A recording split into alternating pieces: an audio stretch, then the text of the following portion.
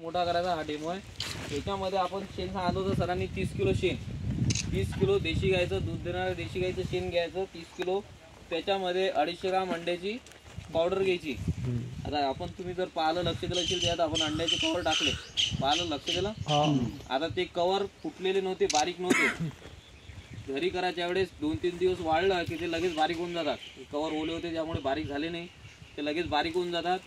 ज्यांच्या घरी अंडे खालणं चालत असेल त्यांना मिक्सरमध्ये केले तरी चालेल, ज्याच्या घरी चालत नसेल त्यांचं असं वाळू द्यायचे, हाताने गोट्याने केलं तरी चालेल।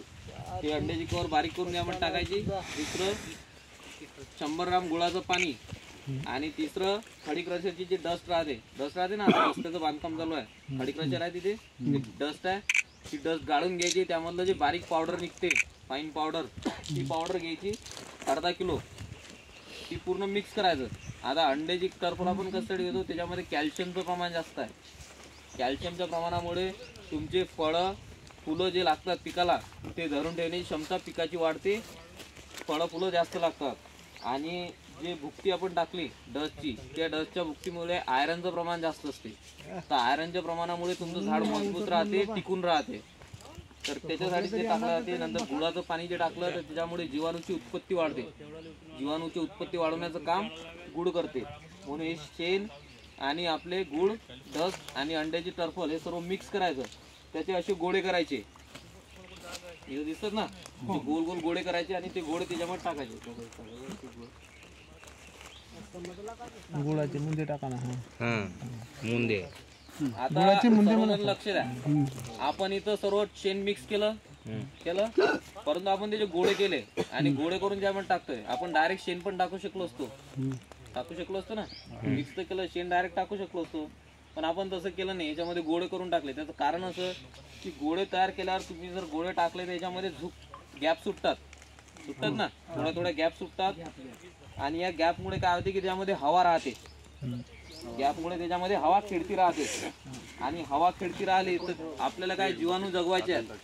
तुम्ही जर पूर्ण शेण त्याच्यामध्ये टाकलं तर त्यामध्ये हवा राहणार नाही आणि ते पूर्ण जीवाणू त्यांनी मारले जातील। म्हणून याच्यामध्ये आपण जर असं टाकलं त्याच्यामध्ये हवा खेळती राहते। आता आपल्यामध्ये याच्यामध्ये कल्चर टाकायचे आहेत, तर हे गोळे टाकल्यानंतर काय करायचं की वरचं फोडून घ्यायचं आणि वरवर प्लेन करायचं, सवान करायचं, फक्त दाबायचं नाही,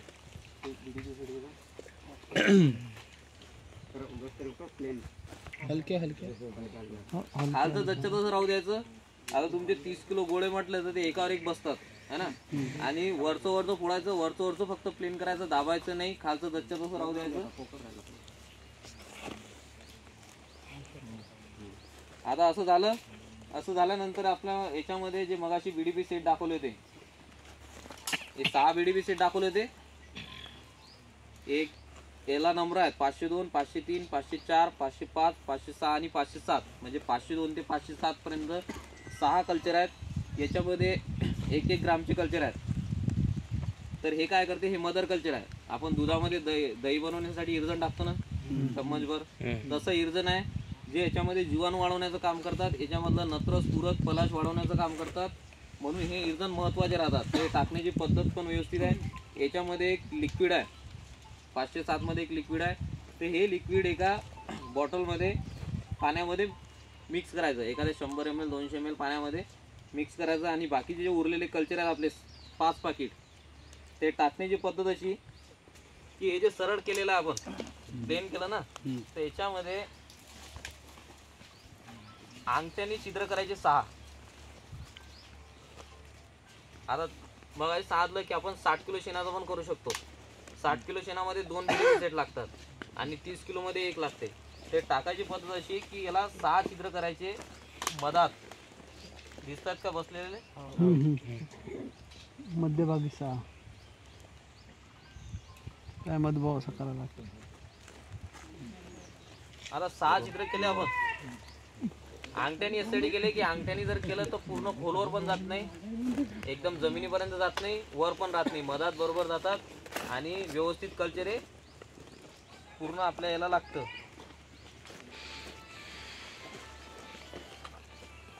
आता हे जे मी ठेवतोय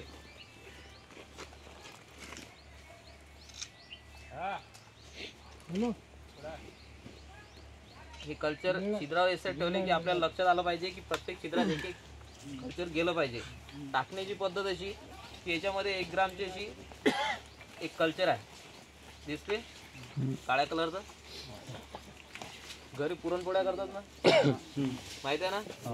पुरणपोळ्या करायच्या वेळेस काय करतात, एक छोटीशी अशी पोळी करतात.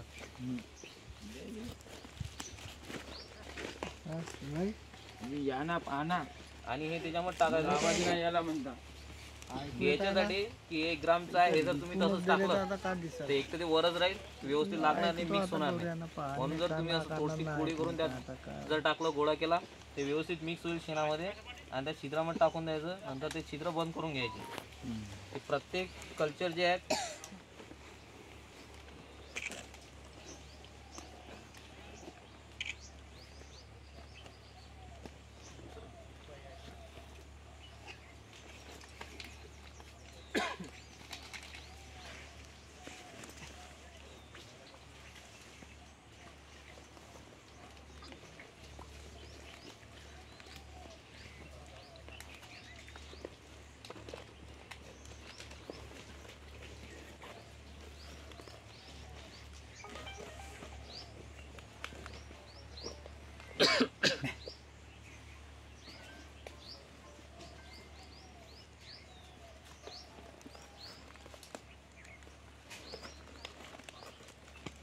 पाची कल्चर आपले टाकले, एक छिद्र आपलं मोकळं राहते.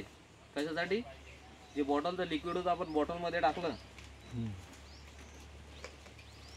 तर ते राहते, ते एका शेवटच्या छिद्रामध्ये टाकायचं. जेवढं त्या छिद्रात बसते तेवढं टाकायचं